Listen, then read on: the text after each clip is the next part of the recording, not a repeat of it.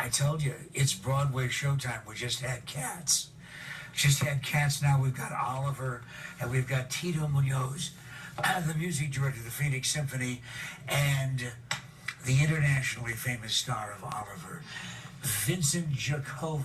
Listen, Vincent Jacovo, you were on our show when we reflected back on enjoying you in Les Mis, and I had a badge from the Les Mis production, right? You brought me another badge, this time from Oliver. Is this going to be a part of your entire career? Yeah. As long as Mom keeps making the badges, right? Yeah.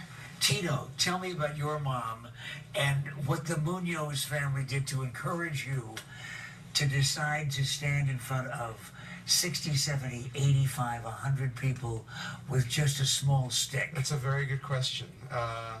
I don't know that my mother even still understands what I do for a living.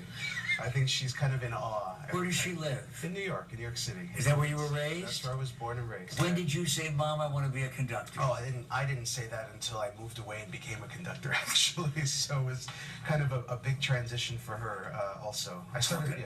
Talk about the weekend coming up, because it's big at Symphony Hall. It is big. It's a very unique production of Oliver Broadway show, except the orchestra's not going to be in the pit. It's going to be on stage for everybody to see, and all the action happens right in front of the orchestra. So it's a really kind of elaborate concert version, but the sets and staging and lighting and all of that a little complicated for us, because I can't see anything. So that's but this is in collaboration with Phoenix Theater. That's exactly right, and it's something that we've been doing every year for the past several years, actually. My Fair Lady we've done before, a few different South Pacific, and so this time we decided on Oliver and have Vincent in the lead role. What an exciting season though it has been, and the last few seasons, opening things up to Star Wars and cartoons and a variety of Hollywood films, Oscar-winning films, Steven Spielberg and John Williams with the Phoenix Symphony. Yeah. That brings a different crowd, doesn't it? It does bring a different crowd, but I think it also brings an awareness to a lot of the great music that's being written for different genres, not only Broadway, but movies, video games, which we're doing next week. We have a video game concert coming up. A lot of great music being written all over the place, so we want to present it all.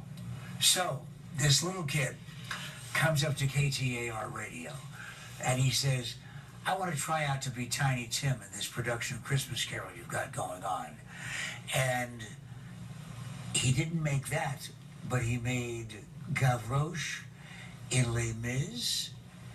And this is when we were talking when you auditioned for Tiny Tim. But all I did was to say, keep at it, kid. Well, I didn't mean you should make more money than I am, and I'm getting fed up, Vincent.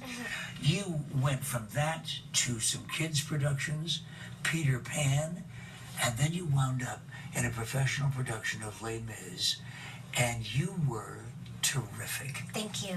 Tell me about when you found out that you had that role. Were you nervous? It was awesome. I thought I was in a dream. I pinched myself, thought it was a dream that I made it, and that was my dream role and dream ticket, and there's on Broadway Theater. I was insanely excited. It was a fun production, and I couldn't wait, and I was very nervous when I first did it, but now nerves went away. He's a veteran now. But with Les Mis, he had to act, could sing, had a death scene, but now you've got how many musicians? About 60 musicians on stage.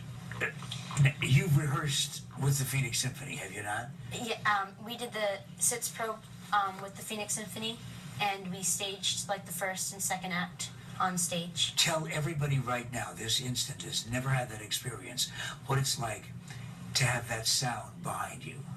It's It's amazing. It's beautiful. It sounds like angels, and it was the coolest thing ever. It was funny the first time that we did the run with Vincent. That we had to remind him to sing. It's okay, go for it. He was kind of in awe of the sound that was in front of him, but then he got to it right away, and he's doing such a great job. So this is a semi-staged production. That's correct. I mean, it's almost fully staged. It's just we had to move all the sort of action to the front of the stage, in front of the orchestra. Yeah, please tell everybody So about how this works. it's a limited amount of space, but what Michael Barnard, the director, has done a really wonderful way to kind of use 3 areas of the front of the stage to create the different scenes in the play, and so you really get sort of lost in the image of what's going on. You certainly don't feel like it's lacking anything. Who is Oliver? He's a boy.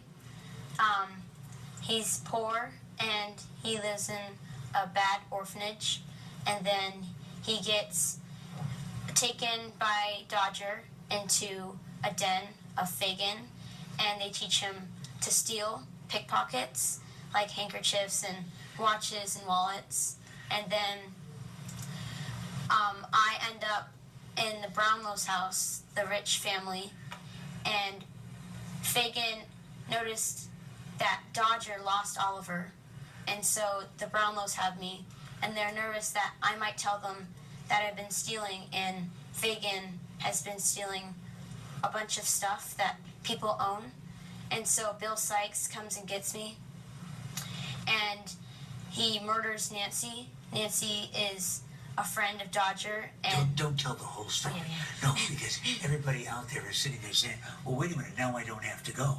But when they realize they have to go to really appreciate it, where do they go, and when are the performances? It's Symphony Hall, and it's tonight, tomorrow night, and Sunday afternoon at the Phoenix Symphony Hall downtown.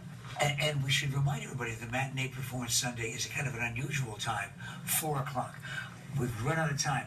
Give me just that one line. I'm the head of the orphanage. You're hungry. You come up to me with an empty bowl and you say what? please, sir, I want some more. You got the job. This is Oliver, this weekend at the Phoenix Symphony. I'm so excited I could be an actor.